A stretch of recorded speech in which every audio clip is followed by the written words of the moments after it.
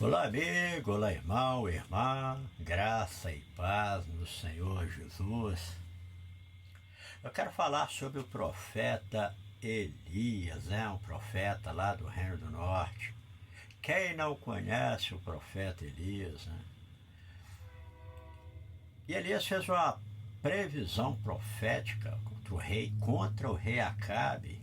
O rei Acabe que ele acaba casando com Jezebel e acaba tirando, afastando o povo ali da vontade dos preceitos de Deus, né? Levando o povo a pecar contra o Criador.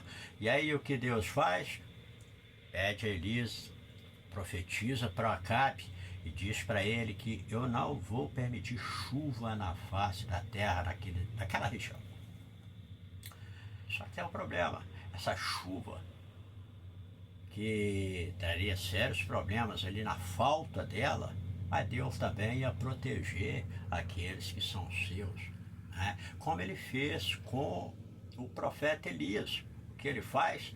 Ele tira Elias ali da região e leva Elias para aquela região próxima ao Jordão, onde ele iria beber água e seria alimentado pelo corvo, os corvos, né?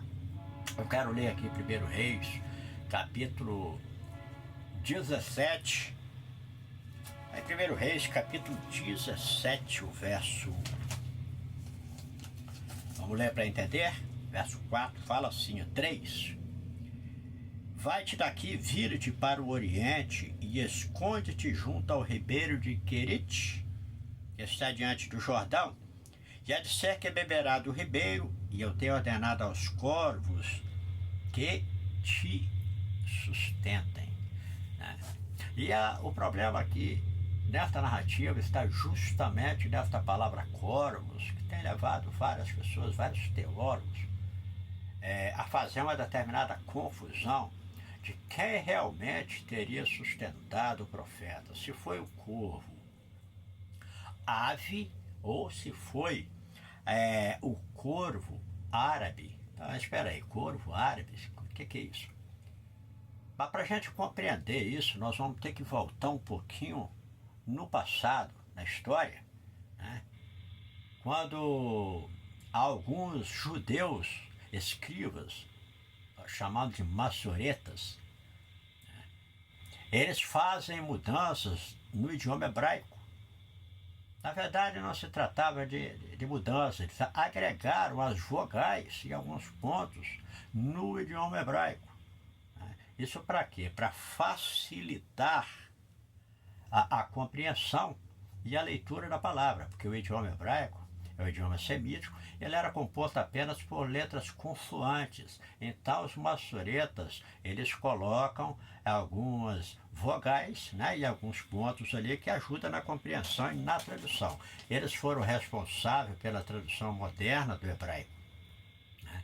E a Septuaginta também, ela foi uma tradução, ela era uma tradução mais antiga, né? Porém, ela foi traduzida do hebraico para o grego e também para o grego koiné, que era aquele idioma que era usado na Mesopotâmia entre as rotas comercial ali naquela região da Grécia, né? E aí nós vamos entender então justamente por que está acontecendo essa confusão, né? Porque corvos, ave, é escrito de Orevim, e os árabes, que são os descendentes de Ismael, filho de Abraão com Agar, era um povo que vive ali no deserto até hoje, eles viviam, e eles estavam sempre acampados ali naquela região. Por eles viverem no deserto, onde tinham água, ali estavam acampados, né? É óbvio, né? Se está no deserto, tendo água, vão estar acampados. E aquilo ali também era a rota comercial. E os árabes. Só que essa palavra árabe, no hebraico, é aravim.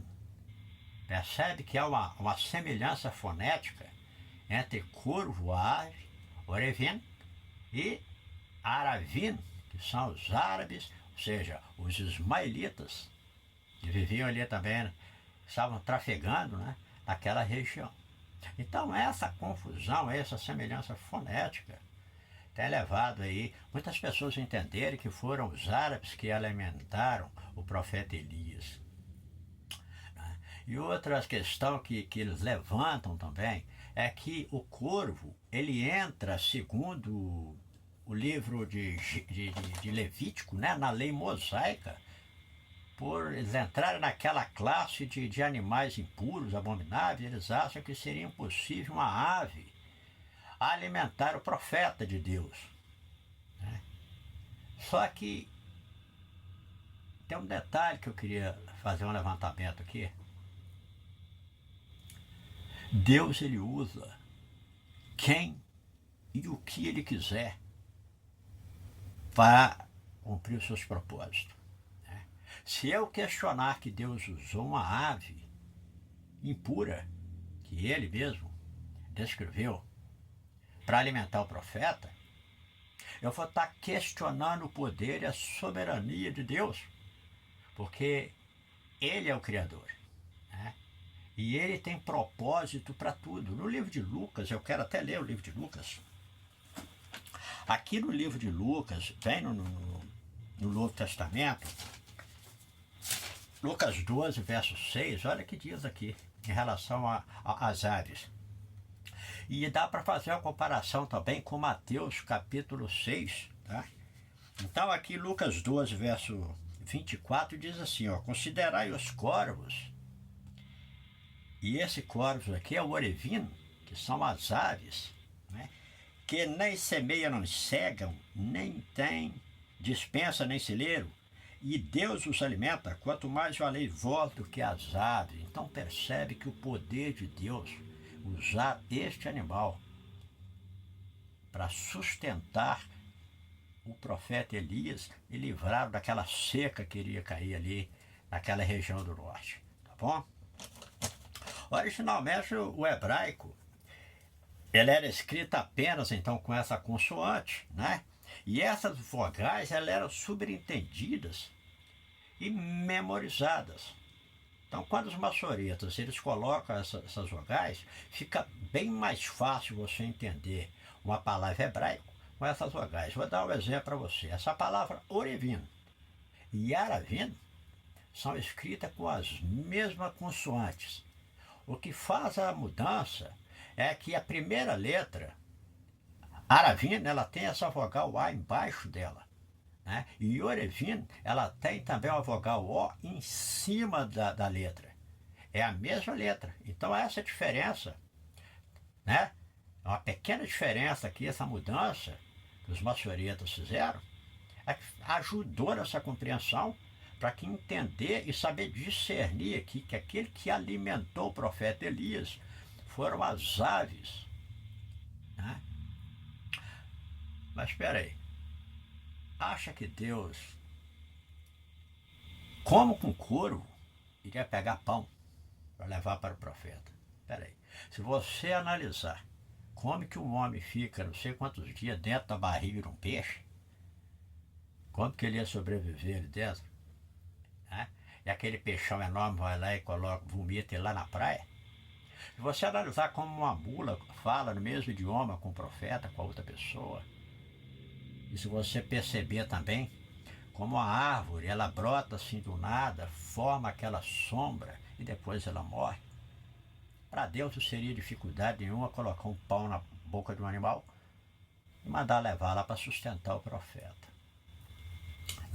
Então simplesmente nós estaríamos questionando,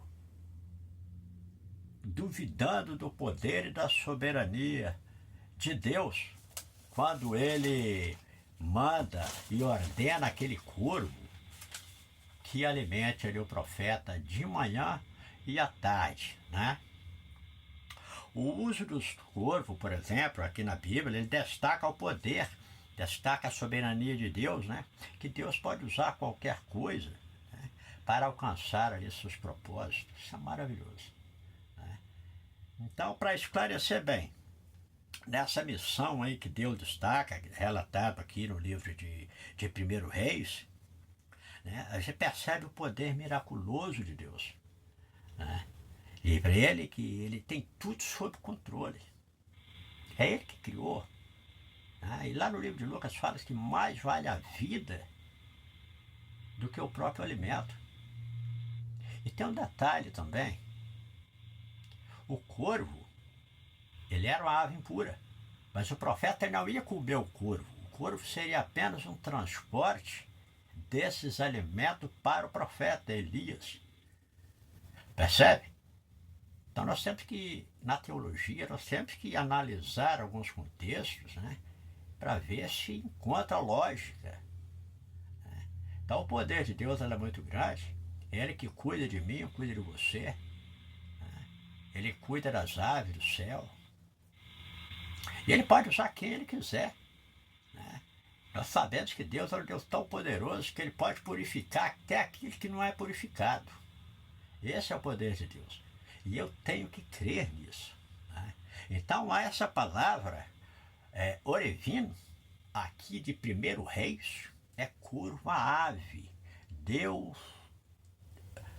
instituiu a ave para que ela levasse carne, pão para o profeta e o alimentasse de manhã e à tarde. Essa era a ordem de Deus, né? E em relação aqui a essa semelhança fonética, o que existe é uma discussão acadêmica baseada em nuances e linguística teológica. São baseados apenas em linguística. E ninguém consegue chegar a um acordo em relação a isso aí, nunca vão conseguir chegar. Sabe por quê? Porque são pessoas que não permitem que o Espírito Santo mostre, não permitem que a própria palavra de Deus fale. Eu quero colocar a palavra dentro da Bíblia e não permito que a própria Bíblia se revele. Então, aqui no livro de 1 Reis, capítulo 17, fala que foram as aves, os corvos, e não os árabes, descendentes de Ismael, os ismaelitas que estavam ali acampados, que alimentaram o profeta. E aqui você percebe o poder de Deus.